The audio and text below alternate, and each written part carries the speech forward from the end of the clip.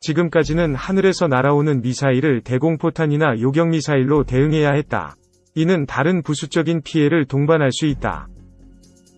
특히 드론 등 소형 무인기를 이용해 벌떼처럼 공격하는 군집 공격이 늘어나면 현재의 무기체계로는 효과적인 방어가 어렵다.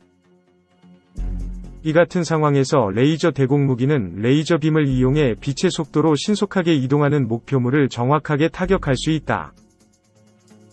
앞으로 중요한 무기체계로 부상할 가능성이 높다는 것인데, 주식회사 한화가 드론 등 소형 무인기를 상대할 수 있는 레이저 대공무기의 원천기술 국산화에 나선 것도 이 때문이다.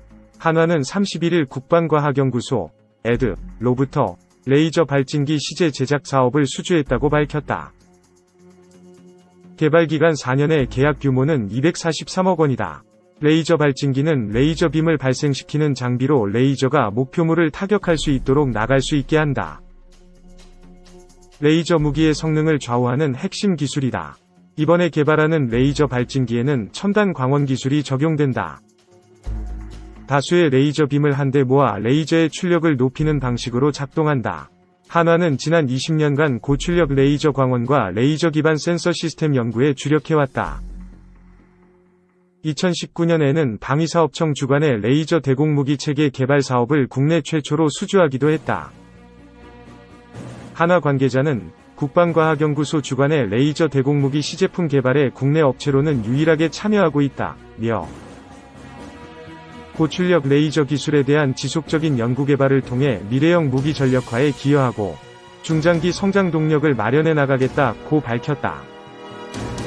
한편 한화는 연결 기준으로 올해 1분기 영업이익이 8,485억 원에 달했다. 이는 지난해 동기보다 186.23% 증가한 것이다. 이번 영업이익은 시장 전망치 3,601억 원을 135.6% 상회한 것이다. 매출은 12조 8,382억 원으로 전년 동기 대비 11.23% 감소했다. 그럼에도 순이익은 8,199억 원으로 343.94% 나늘었다. 한화 관계자는 일부 한계 사업을 정리하고 사업을 내실화하면서 매출은 감소했지만 영업이익과 순이익이 큰 폭으로 증가했다고 설명했다. 2. 미래전 무기체계 개발 집중, 레이저 요격무기, 드론 대응 EMP 발사기, 연구. 국방과학연구소, 가 올해 창설 50주년을 맞아 5일 전경두 국방장관과 왕정홍 방위사업청장, 역대 소장, 전 현직 연구원 등이 참석한 가운데 기념식을 개최했다. 신종 코로나 바이러스 감염증 코로나19 상황을 고려해 내부 행사로 진행되는 기념식에는 전경두 국방부 장관과 왕정홍 방사청장 및 역대 소장과 전 현직 연구원들이 참석했다.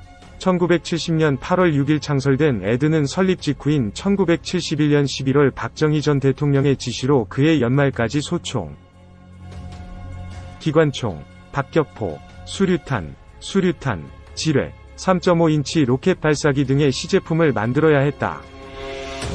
지난 50년간 KT-1 훈련기, K2 전차, K9 자주포, 미사일, 군 의성통신 아나시스-2 등 주요 무기 355종을 개발하며 군 전력화와 방위산업 발전에 기여해왔다.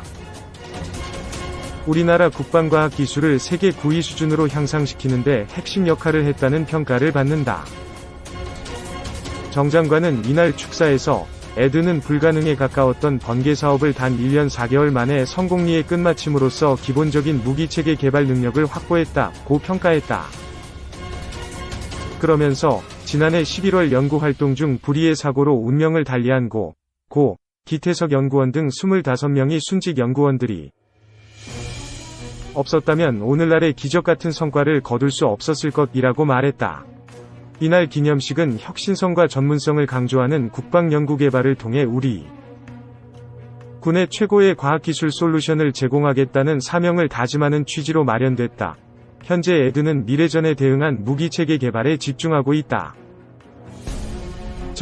무인기나 로켓 등을 레이저빔으로 무력화하는 레이저 요격무기와 소형 무인기 여러 대를 고출력 전자파로 동시에 쏴 떨어뜨리는 드론 대응 전자기펄스, EMP 발사기, 스텔스기를 탐지하는 광자레이더와 양자레이더, 무인 수색 차량, 대잠 정찰용 무인 잠수정, 복합임무 무인 수상정, 중고도 정찰용 무인 항공기, MUAV 등이 대표적이다. 남세규 에드 소장은 미래 50년은 비닉, 비밀리 감춤, 무기 개발에 집중하고 AI, 양자 레이더, 합성 생물학 및 우주 분야와 같은 첨단 과학에 과감히 도전할 것이라며 한반도의 평화와 번영을 위해 끝없이 상상하고 끝까지 도전하는 세계인류 국방과학연구소로 도약하겠다. 고 창설 50주년을 맞은 소감을 밝혔다. 3. 미사일 잡는 레이저 나올까? 고출력 레이저 무기 위에 손잡은 미 방산 업체들. 레이저는 개발 초기부터 군사적 목적으로 주목받았다. 먼 거리까지 빛의 속도로 도달할 수 있을 뿐 아니라 정확히 목표만 가열해서 파괴할 수 있기 때문이다. 하지만 1960년대 미국의 물리학자 시어도어 메이먼이 최초의 레이저를 개발한 지 60년이 흘렀지만 레이저를 파괴 무기로 사용하는 경우는 보기 드물다. IT, 의료, 과학 연구 등 여러 분야에서 레이저 기술이 널리 활용되고 있고 군사 분야에서도 레이저 유도 시스템이 중요하게 사용되지만 공격 무기로 활용은 제한적이다. 이유는 레이저 무기의 출력이 낮기 때문이다. 2018년 미 공군이 정식으로 도입한 첫 레이저 무기인 RABDO는 3kW급 레이저를 사용해 안전한 거리에서 지뢰를 파괴할 수 있다. 수십 M 정도 거리라면 이 정도 레이저면 충분하다. 만약 1에서 2km 정도 떨어진 소형 드론을 파괴하기 위해서는 이보다 강력한 10kW급 이상의 레이저가 필요하다. 여기까지는 현재 개발된 레이저 기술로 어렵지 않게 구현이 가능하다. 하지만 미사일이나 무장을 탑재한 중형 드론을 파괴하기 위해서는 100kW급 고출력 레이저가 필요하다. 100kW 레이저를 개발하는 것은 불가능하지 않지만 이를 에너지 공급 시스템과 함께 군용 트럭에 실을 수 있을 만한 크기로 만드는 것이 문제다.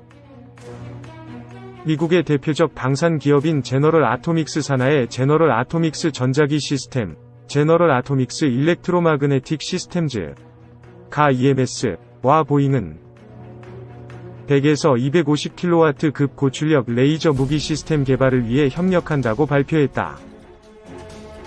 레일건과 레이저 무기 같은 미래 무기를 개발하는 가 EMS는 레이저 자체와 순간적으로 엄청난 출력을 감당하는 헬리이온 배터리 시스템, 그리고 통합 열관리 기술을 제공하고 보잉사는 표적 획득, 추적 및 조준, 애퀴지션, 트래킹 앤드 포인팅, ATP 시스템 개발을 담당하는 방법으로 협업이 이뤄진다.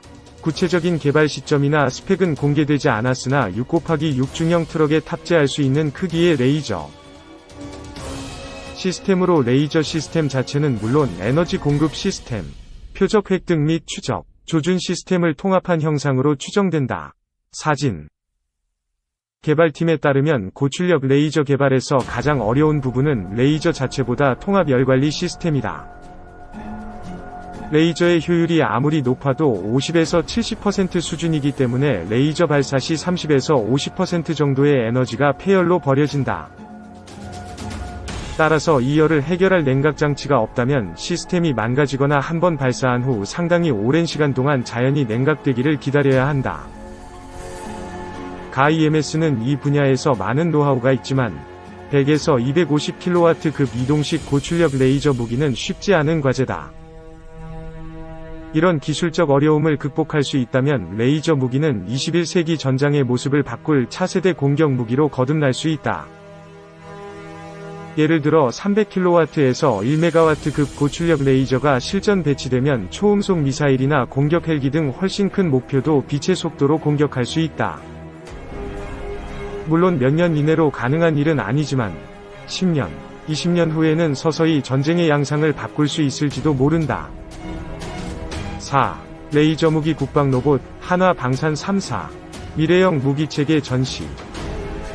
한화그룹 방산 계열사인 주식회사 한화와 한화시스템 27만 2210 한화디펜스는 일산 킨텍스에서 열리는 대한민국방위산업전 DX 코리아 2020에 참가했다고 18일 밝혔다. 이날부터 사흘간 진행되는 전시회에서 한화방산 계열사는 참가 기업 중 최대 규모의 통합 전시관을 마련하고 인공지능, AI, 과 드론 로봇 등 4차 산업혁명 기술을 접목한 미래형 무기체계를 대거 전시한다고 설명했다. 주식회사 하나는 미래 전장의 게임 체인저로 꼽히는 레이저 무기체계와 항법 장치를 주력 제품으로 선보인다.